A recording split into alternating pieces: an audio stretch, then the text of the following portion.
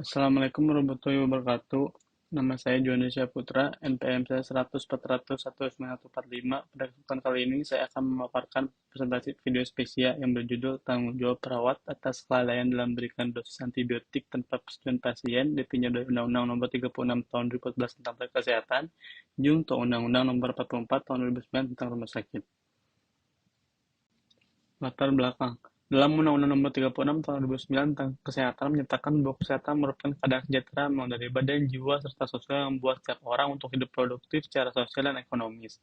Dengan demikian, kesehatan selain menjadi hak asasi manusia, kesehatan juga merupakan suatu investasi. Tenaga kesehatan yang merupakan salah satu unsur dari sumber daya kesehatan juga mempunyai kewajiban untuk menjalankan tugas pelayanan secara profesional. Mengingat tenaga kesehatan ini adalah subjek hukum, maka pada intinya hubungan yang terjadi antara tenaga kesehatan, pasien, dan sarana kesehatan merupakan hubungan hukum.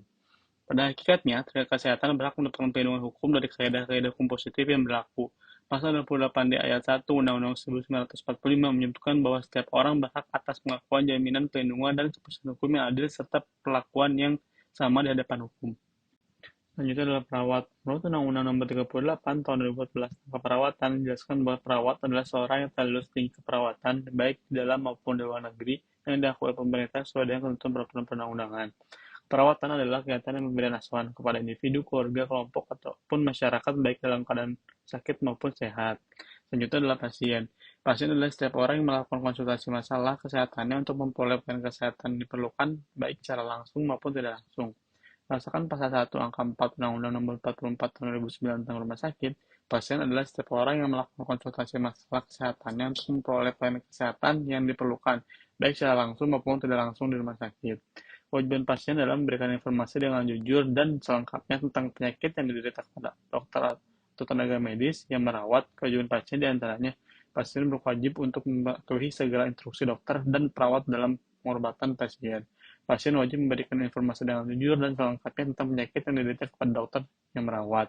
Pasien atau keluarga wajib untuk melunasi atau memberikan imbalan jasa atas pelayanan rumah sakit atau dokter.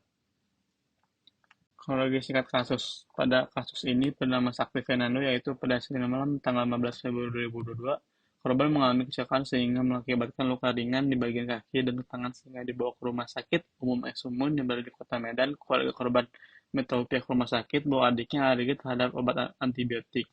Akan tetapi, pasien yang meninggal dunia diduga akibat kelalaian seorang perawat yang menyuntikkan antibiotik membuat korban mengalami kejang dan membuat mengeluarkan busa hingga meninggal dunia.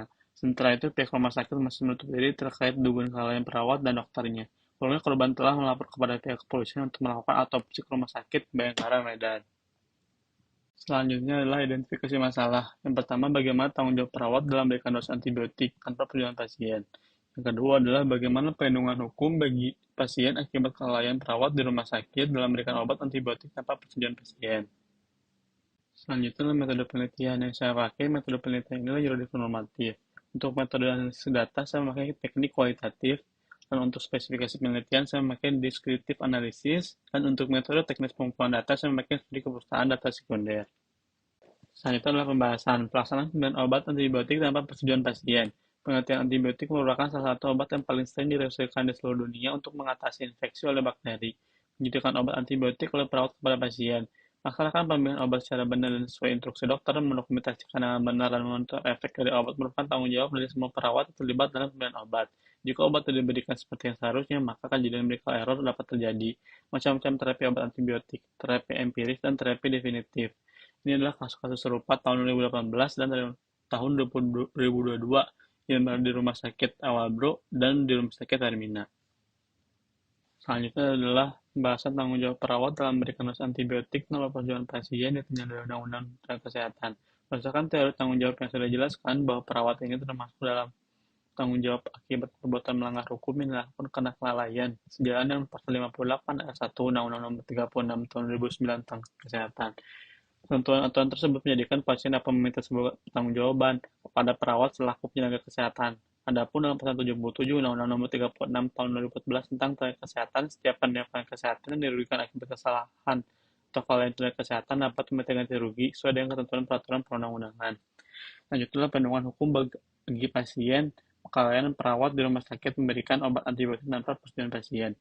Dalam Undang-Undang Nomor 36 Tahun 2009 Pasal 58 Ayat 1 tentang kesehatan bahwa setiap orang berhak menuntut ganti rugi terhadap seseorang tenaga kesehatan dan ataupun penyandang kesehatan yang menimbulkan kerugian akibat kesalahan atau kelalaian dalam pelayanan kesehatan yang diterimanya.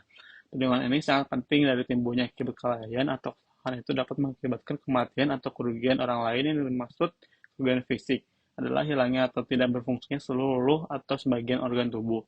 Sedangkan kerugian non-fisik berkaitan dengan martabat seseorang. Yang terakhir adalah kesimpulan. Perawat harus bertanggung jawab apabila memberikan dosis antibiotik tanpa informasi yang menyebabkan kerugian pada pasien. Hal ini sesuai dengan ketentuan yang ada dalam Pasal 77 Undang-Undang Nomor 36 Tahun 2011 tentang tenaga kesehatan. Tanggung-jawaban perawat ini dikuatkan dengan Undang-Undang Rumah Sakit Pasal 46 Perawat karena merupakan tenaga kesehatan bekerja di rumah sakit. Selanjutnya adalah pasien mendapat perlindungan hukum akibat kesalahan perawat dalam memberikan dosis antibiotik, yaitu dapat menuntut ganti rugi. Hal ini telah ditetapkan di dalam Pasal 77 Undang-Undang Nomor 36 Tahun 2014 tentang tenaga kesehatan. Sekian presentasi dari saya. Wassalamualaikum warahmatullahi wabarakatuh.